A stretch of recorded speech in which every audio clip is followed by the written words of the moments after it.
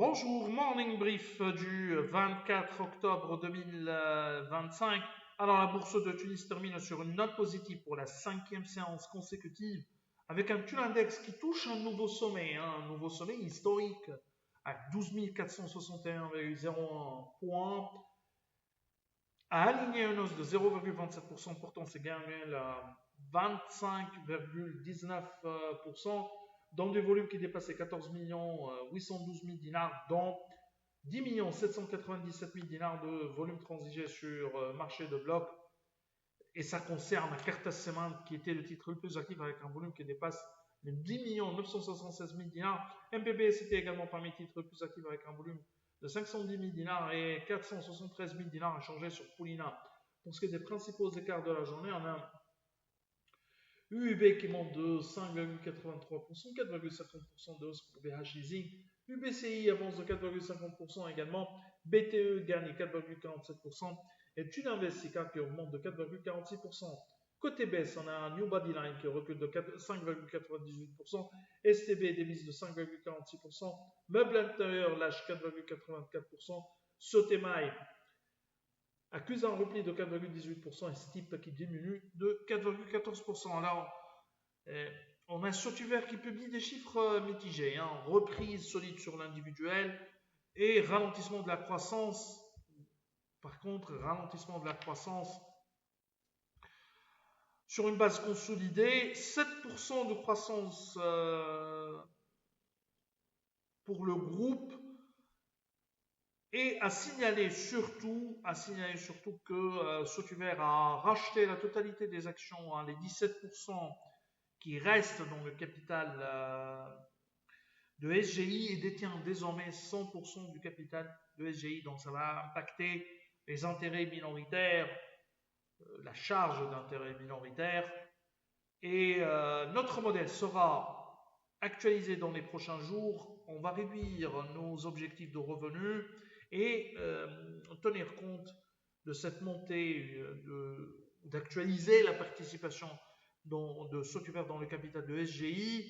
On a ainsi une vision globale sur la croissance des revenus. On partagera avec vous nos commentaires plus tard dans la journée ou au plus tard samedi matin. On a une croissance des revenus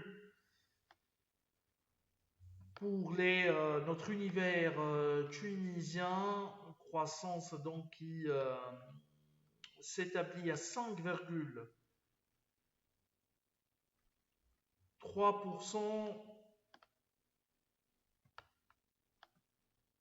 et qui dépend des financières grâce à Poulina. Donc, sur les 9 premiers mois, croissance de 5,3%, sur le troisième trimestre, 5,3%, qui est la même au premier semestre. 2,1% en rythme séquentiel. Pour les non financières, la croissance se réduit à 5,5% ou s'établit à 5,5%. En rythme séquentiel, elle se limite à 0,5%. Donc, on est presque au même niveau que pour le troisième trimestre, que le même niveau que celui du deuxième trimestre. Pour les banques, et ça c'est très important, pour les banques, la croissance du PNB au cours du troisième trimestre